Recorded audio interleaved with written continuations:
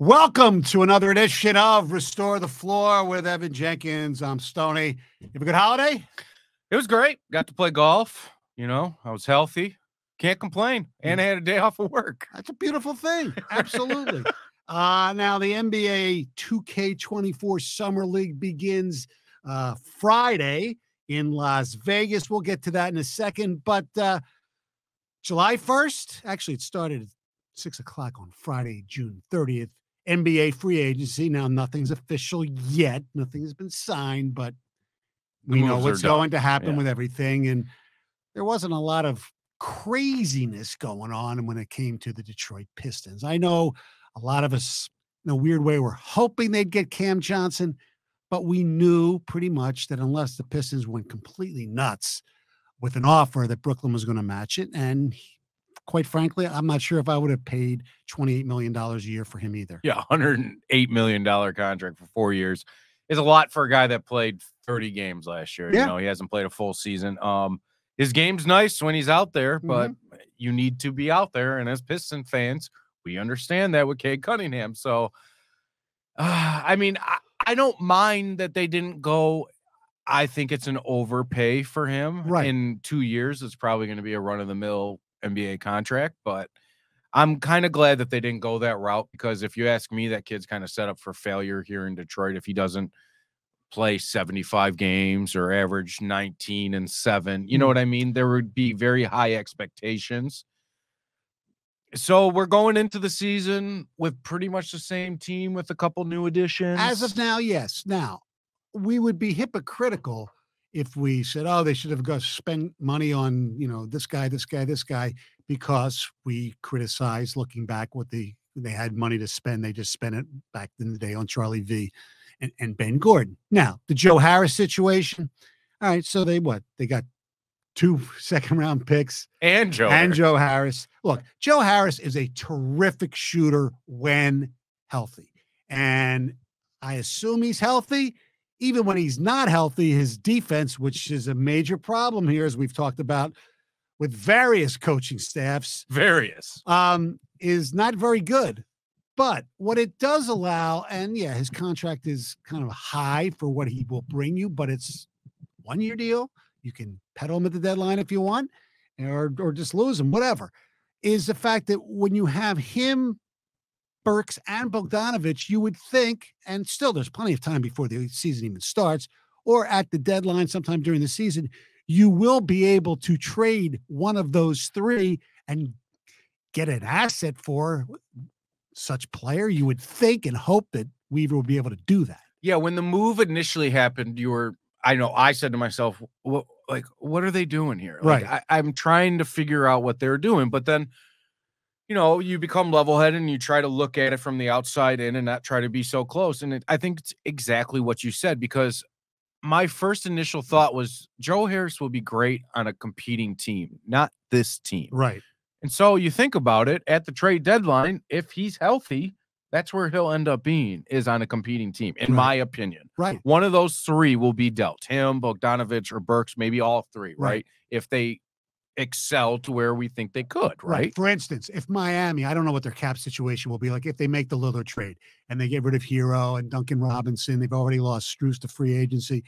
They might need a 3-point shooter. Yeah, absolutely. I mean, every team in the NBA needs 3-point shooting. Yes. So it might be a team like the Pelicans. You know what I mean? Yes. And so from that standpoint, it's fine. And it's also, I'm not going to complain about spending somebody else's money when it doesn't affect me or the team. It's not going to prevent them from signing somebody, because let's be honest, those players don't exist this year. Exactly. They don't necessarily exist next year with the money they think they're keeping, but yet I'm fine with it. Because eventually you're going to have to pay your players, because maybe that money that they're saving is going to be for a beef stew, for a Killian Hayes, for, a year down the road. Cade Cunningham's then going to have to be paid. Then Jaden Ivey's going to have to be paid. If it's going to be for Killian Hayes, he's going to have to come out of it nowhere and have an unbelievable. Well, I'm saying, what if they gave him a 4-year, $40 million contract, right? 4 years, $40 million, I'd be okay with that. I sure. guess. That's what I'm saying. But you need money to pay these contracts. Yes. All right. So that's Joe Harris. Monty Morris, I like a lot. I mean, Flint kid, Iowa State, played pretty well. Yeah, can we've known shoot about the him since he was in high three. school. Yeah, he was Mr. Basketball. Yeah. I mean, he can pass, he can shoot, he can do a lot of things. I think he's almost a perfect backup point guard now. Then you have him. Do you have him and Killian play together coming off the bench as a unit? I don't know, but I think they're different players too. Yeah, I think in I like different that. situations you can bring in a different guy. Where I think Monty Morris is like 100 miles an hour. He's going to play defense. He's going to get in your face. Where Killian Hayes is more of a, he's a foreign player. They play a different brand of basketball where it's free flowing, blah blah blah. And I like it from that standpoint, right? I mean, do they have a lot of cooks in the guards' kitchen? Yeah, they do. Well, speaking of which, does it? I don't know. I'm trying to think of the right word. Does it stunt the growth or the playing time of their second number one pick, Marcus Sasser? No, I don't think so at all. I think maybe in the beginning of the year, like during last year, we didn't see him really play off the start, right? Mm-hmm. And I think with these young kids, you have the ability on a team that doesn't necessarily have to win this year. You just have to show improvement to let these kids ease their way in. Sometimes I forget who it was, but a former NBA player was talking about sometimes a blessing in disguise is being able to watch it from the bench after playing in the game to see how things move without you just being there, right? Mm-hmm. And so that might help a young kid, get them hungry, get them humble, get them excited. And I think Marcus Sasser is going to be one hell of a player in the NBA for what he's going to do. Right. I mean, he's going to be a vet based on his age already going into the league. He's got experience, and I think he's going to be a humble and hungry kid. So I don't think it's going to stunt the growth. Maybe initially fans might say, why aren't they playing more? But I think once games 20, 30, 40, 50 hit, that's when you're really going to see those guys. All right, the Summer League begins for the Pistons. Do you like the Summer League? I love it. It's fun to watch. I have a neighbor who takes his kid. They go to Vegas. This will be it would be awesome third to year go to see go live. Yeah. By the way, the first game when Minyama plays is already sold out. Well, yeah. I mean, you think of like, I'm a big collectible guy, right? That ticket is going to be very, very valuable to see his first game. Like, I can't even imagine what LeBron James' ticket to his first, Summer League game went for. It's a big deal to see. Is he for real? Like, you're still not playing the NBA competition, but I would pay. Would you pay $100? No. For Summer League? Lower bowl? No. I think I would. Only if you told me I was going to be on national TV the whole time. No. I think I would. And I think that's a good question. How much would you pay to see an exhibition of the next star? $25? Would you pay that? Yeah, probably. 50? Maybe. Okay. I think 50 is probably your ceiling. So let me ask you a question, because you're a collector. And I mean, this is off the rails a little bit. When you said what a ticket would go for, okay, a collector's ticket. How do you get them now, though? Because everything is all, electronic. You can, at the stadium, you can actually ask for them to print you one off. I know, for instance, the ticket stub from LeBron's game where he passed Kareem just went up on auction. Okay. And that's supposed to get 5 figures. So, I mean, you just have to go and get it. So, like here locally in Detroit, when Miguel hit 500, you could request through the Blue Jays a ticket stub because obviously it wasn't sold out. All right, let's look at the Pistons. So the Pistons begin Saturday evening, 5:30 on ESPN against Jet Howard, Caleb Houston. Oh, Michigan of South? Michigan South. I don't know if Franz and Mo are playing, but they'll be there. And then Sunday, it's against the Houston Rockets, which is on ESPN too, and that's going to be awesome. Amen for Houston, Asar for us. I know. And then they play Toronto on the 12th, also on ESPN too. And they close out. Now, they're going to be playoffs and consolation schedules later, but Friday, July 14th versus the aforementioned San Antonio Spurs. That's going to be on NBA TV at 8:30 on next Friday. By next weekend, the guys we want to see are still playing. We know in the Summer League, come game 3, game 4, the James Wisemans, the Oscar Thompsons may not be playing for the Pistons, which I really hope they are, but you do it out of caution, right? Correct. You don't want to lose these guys in meaningless So that games. was going to be my question. What do you, first of all, here's my declaration. Unless a guy just absolutely goes like 0 for 30 from threes or something like that, I take very little away from Summer League, both good and bad. Well, yeah, I mean, like when Trey Young first started playing in summer league, people were like, "This kid's a bust. He can't do it. Look what he's trying to do." Brandon blah, Miller's blah. getting ridiculed. Well, yeah, because he scored 6 points, he had 8 fouls in his second summer league game, but I believe in his first one he scored like 24. Yeah. I think in regards to the summer league, like when it comes to taking a player out, and this is just me, if I see that player's going balls to the wall, 110%, he's diving for every loose ball, blah blah. That's what you want to see. But I think I'm sitting that kid out because that's the kid. Right. I know he's ready to go, right? Correct. It's these other kids. It's the kids that you really don't know. You're going to see a ton of Buddy Boeheim out there. Yeah. A ton. Yeah.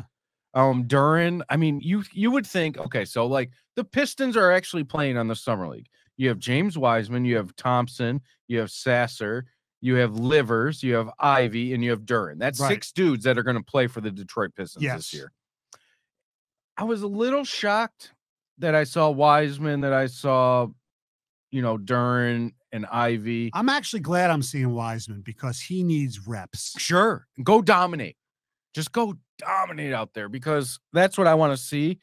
But I was a little shocked that Cade wasn't on the roster. Not saying that he was going to play. I don't think he's ready yet. I thought they said he's going to be ready for training camp. Okay. So, but I hope he's out there. And I hope he's there with the squad. I bet he will be. Seems like this dude just loves his teammates and loves Detroit, loves the Pistons, loves basketball. Yes. But I'm super excited to watch this. I mean, and, you get a little Michigan flair with Xavier Simpson running the point out there. My God. Well, I mean, it's just you need body fillers. I mean, because, a team that can't shoot threes, he's not one of them. It's one of my favorite things is when the summer league roster comes out. Oh, I know. Just see who do I know from this roster. I didn't know many this year, just by name. I mean, Tosin, the kid from Princeton. I looked at his stats. They're horrible. Yeah, they're not that great. There was another kid from, was it Seton Hall? Jared Roden. Yeah. I think. Well, he played a few games for the Pistons last year. Actually. Yeah. Well, I know Nunge or whatever it is. Nunge, I forget how to pronounce it,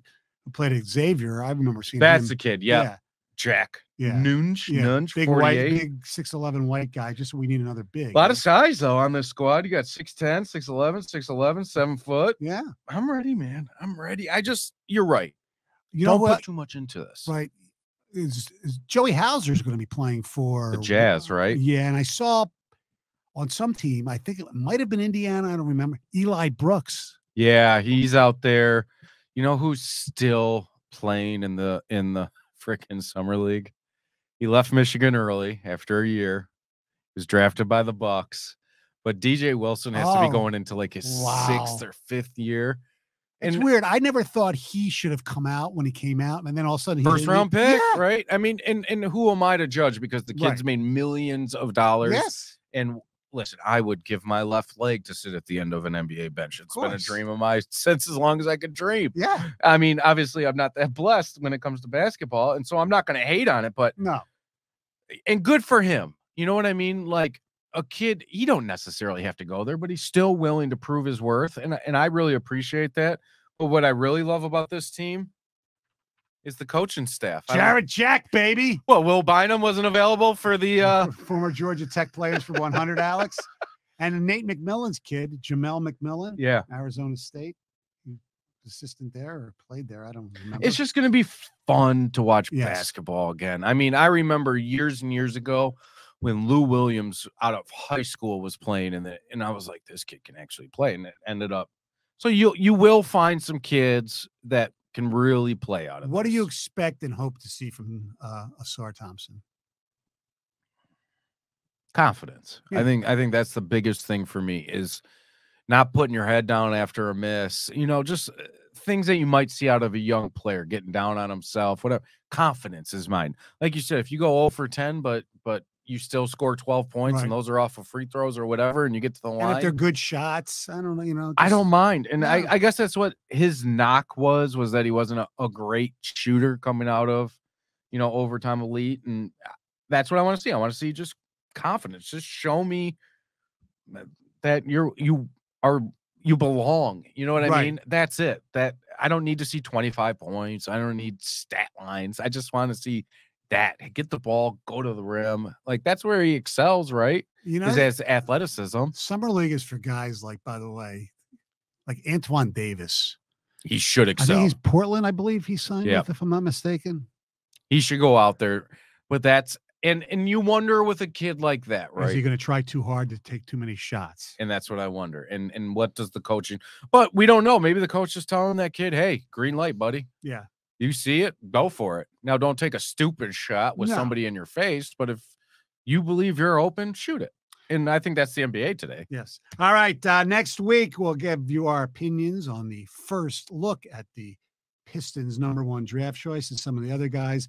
We'll review Summer League, the first 2 games. So we'll be back early next week. And we'll have to talk about Vic. We'll have to talk about him in his first game at the Summer League, right? Oh, absolutely. Have to. And it's against Brandon Miller, hopefully. Yeah. And here's somebody else from Summer League don't forget, Chet Holmgren. And I think, was that you that I was showing his highlights to? Mm-hmm.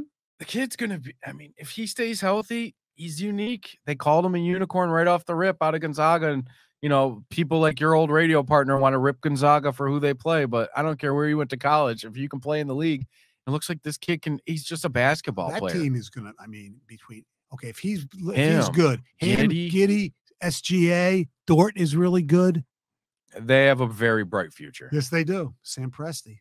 No, I like it. Troy Weaver learned from him, so hopefully some of that will rub off. I don't know.